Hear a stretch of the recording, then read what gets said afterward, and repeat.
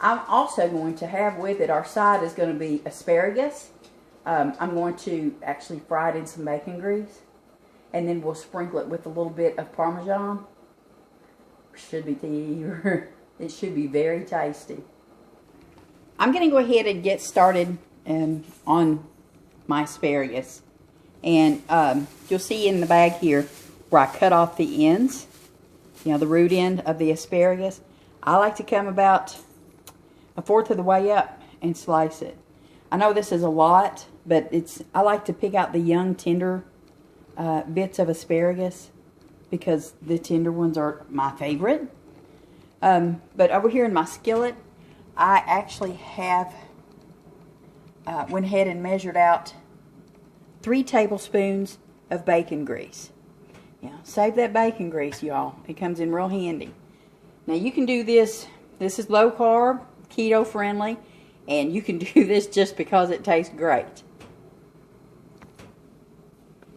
Okay, you just want to let it heat up. You don't want to get it to the point that it's going to fry the asparagus too soon. So I have an electric stove. I've got my burner on 3. I've got that measuring cup sitting over there because that way I can just, as I cut it up into the bite bits, I can go ahead and, you know what, I'm going to have to take some of this off of here. But I can go ahead and just put it in here and then put it over into my skillet that way. I'm thinking this is going to be 2 loads.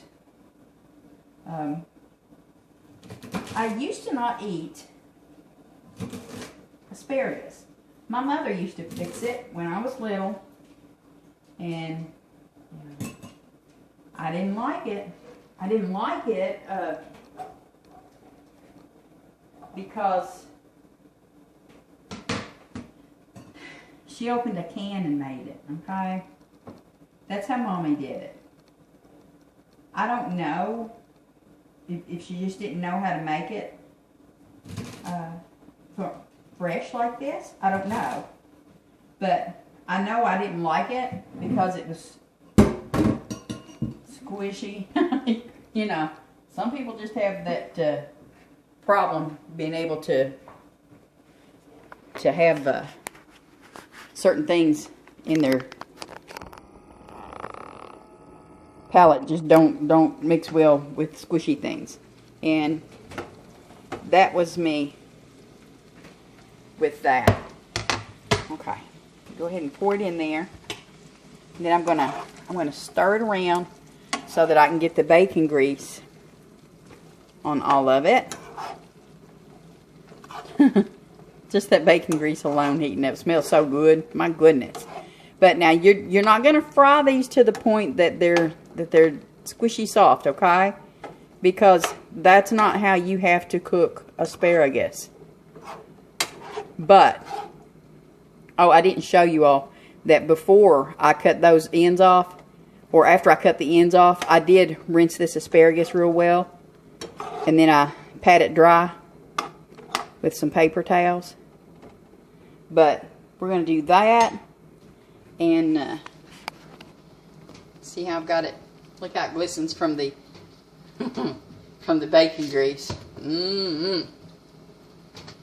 Puts a wonderful flavor on it. Now,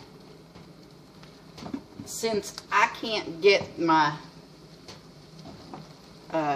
Himalayan salt, my little grinder going, all I'm going to do now, and you don't want to put very much. I've got some sea salt here. And I'm just going to put a little bit in there because you're already frying it in the salted bacon grease. You know, so you don't want to put too much. And then you wouldn't be able to eat it. So that's how we're doing that. And I can smell the meatloaf starting to cook. Smelling really good in my kitchen, folks. Really good. But I'm just going to let that slowly cook. I want it to have just the slightest bit of a crunch to it when it gets finished. Now, if you want to, you can even cut up some bacon and fry it in with it. It would taste wonderful. I've done it that way. I've wrapped it and baked it. Love it like that. But this right here is the way I'm going to do it today to go along with our meatloaf. Again, this is not, this doesn't even, it's keto, it's low carb, but it doesn't really have to be. It's just, it's asparagus, and it's wonderful. Tastes great. But like I said, after I get this cooked down, then we're just going to plate it and sprinkle just a little bit of Parmigiano Romano, I believe is what I've got in the fridge. But that's what I think we're going to put on it. So we're going to let this do a slow cook, and then we'll get back with you. And there's that yummy asparagus. There it is right there with the cheese topped on it.